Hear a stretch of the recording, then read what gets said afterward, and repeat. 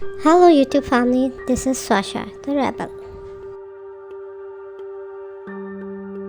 1 नवंबर की एक बहुत ही ठंडी और अंधेरी शाम थी जब पोर्टलैंड के एयरपोर्ट पर एक बहुत ही वेल ड्रेस्ड आदमी एक ब्लैक सूट और टाई लगाए दाखिल हुआ। उसने डार्क सनग्लासेस पहने हुए थे। वो फ्लाइट में चढ़ा। उसने बोर्डिंग कार्ड लिया। बोर्डिंग कार्ड पे उसने अपना नाम लिखवाया, डैन कूपर। देखने में एक आम सा पैसेंजर लग रहा था, लेकिन वो आम सा पैसेंजर नहीं था। उसके हाथ में एक ब्लैक कलर का ब्रीफकेस था और चेहरे पे एक अजीब सा इत्मीनान और कॉन्फिडेंस, जैसे वो किसी सीक्रेट मिशन पर जा रहा हो। फिर क्या था, प्लेन बोइंग 727 ने सीटल के लिए अपनी उड़ान भरी और उसी मोमेंट से शुरू होती है अमेरिकन हिस्ट्री की सबसे मिस्टीरियस हाईजैकिंग। तो शुरू करते हैं ये कहानी।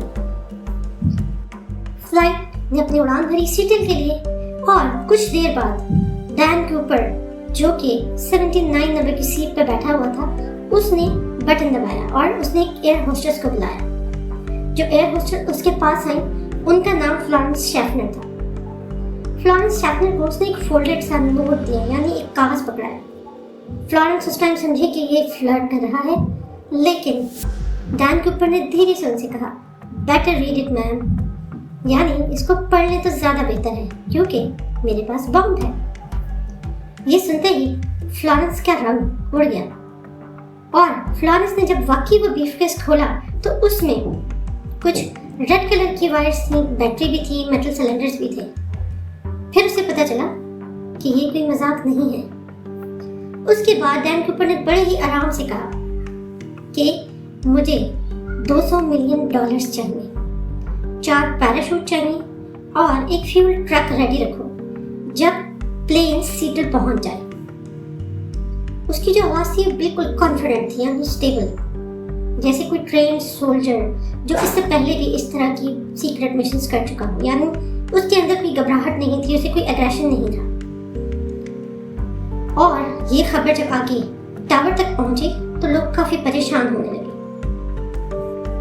जो प्लेन का पायलट था उसने इमीडिएटली जो कंट्रोल टावर है उससे कांटेक्ट किया और FBI जो वहां पर मौजूद थी उसने सीटल पुलिस को डिसाइड किया कि पैसा और पैराशूट दिए जाएंगे, क्योंकि डेफिनेटली इतना बड़ा प्लेन था जिसमें इतने सारे पैसेंजर्स मौजूद थे।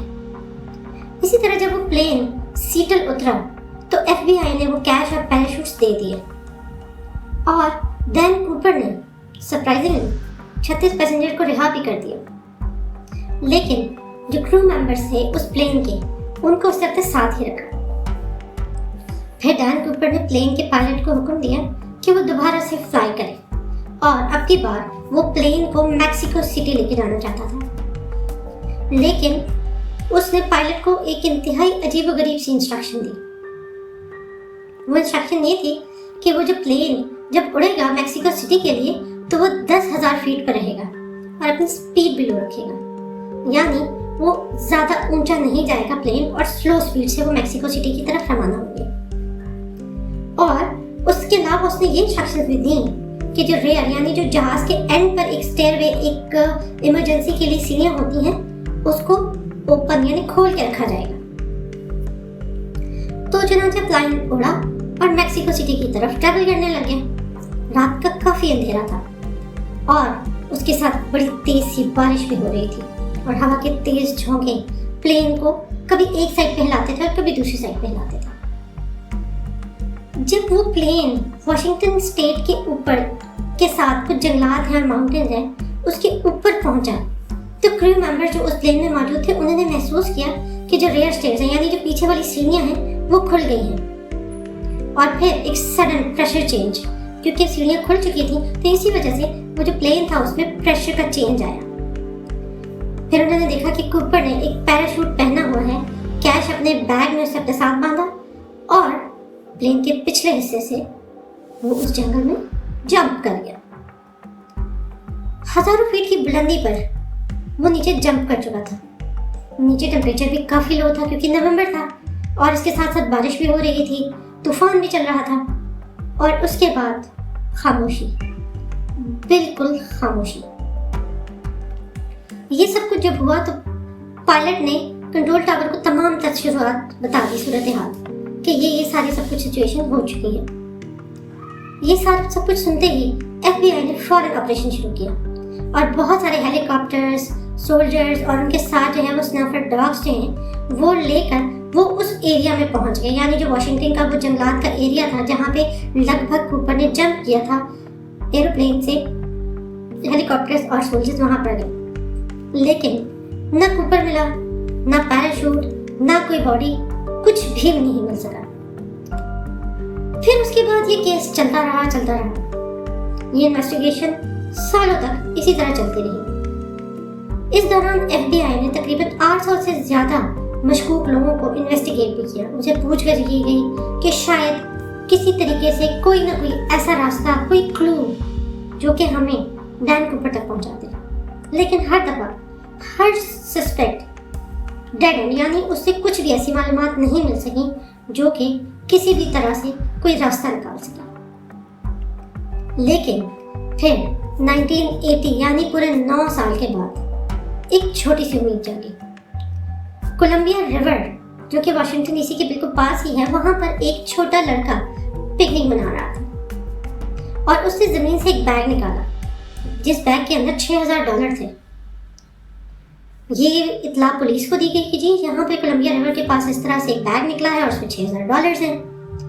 FBI भी पहुंची क्योंकि वो जगह काफी दूर थी वाशिंगटन के जंगलात से। लेकिन इत्तेफाकिया तौर पर जब उन डॉलर्स के सीरियल नंबर्स चेक हुए तो वो एग्जैक्टली वही थे जो कि डैन कूपर को दिए गए थे। लेकिन बाकी पैसा, उसके बाद FBI ने वो सारे इर्द गिर्द का जो शोर लाइन था यानी उस सब को चेक किया, लेकिन और कुछ भी नहीं मिला। शायद कूपर की कोई बॉडी मिल जाए, कोई और ऐसा क्लू, लेकिन बेसुर कुछ भी नहीं दरियाफ्त हो सका।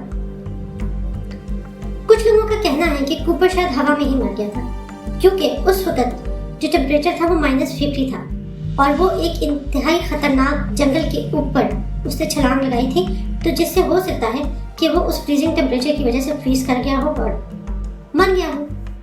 लेकिन कुछ लोगों का ये भी था कि हो सकता है वो कोई एक्स मिलिट्री यानी उससे पहले किसी फोर्सेस में नौकरी की हुई थी, या पैराट्रूपर यानी जिसको पैराशूट से छलांग लगाने की आदत होती है, वो ट्रेन बनना था, इसीलिए वो सरवाइव कर गया और छुप गया कहीं। एक थ्योरी ये भी कहती थी कि वो पैसा छुपा के दूसरे नाम से कोई नई जिंदगी उससे शुरू कर ली। ये सारी जो थ्योरीज थी ये वक्तन फवक्तन जो है ये आती नहीं और लोग भी इसमें दिलचस्पी लेते रहे।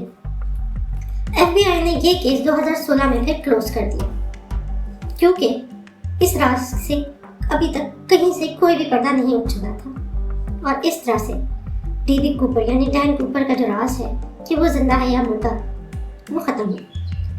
50 साल बीत गए हैं लेकिन वो एक आदमी, एक जान, एक मिस्ट्री आज भी लोगों के दिमाग में एक सवाल बनकर घूमती है कि क्या वो जिंदा है वाकई, वो पैसा उसने कहाँ इस्तेमाल किया, वो उन पहाड़ों के नीचे मर गया, कोई नहीं जानता। लेकिन एक बात तय थी कि DB कूपर यानी डैन कूपर का जो एक नाम था वो एक लेजेंड बन गया था।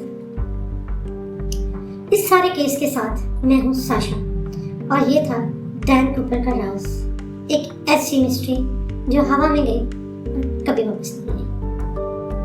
देखते रहिए हमारा चैनल और जुड़े रहिए। आप अपनी राय से हमें बताते रहिए आपको क्या लगा कि इस केस में वाकई क्या क्या हो सकता है और किस किस चीज़ पर इस पे इन्वेस्टिगेशन होनी चाहिए। अपना बहुत सारा ख्याल रखिए। जाने साशा द रेबल।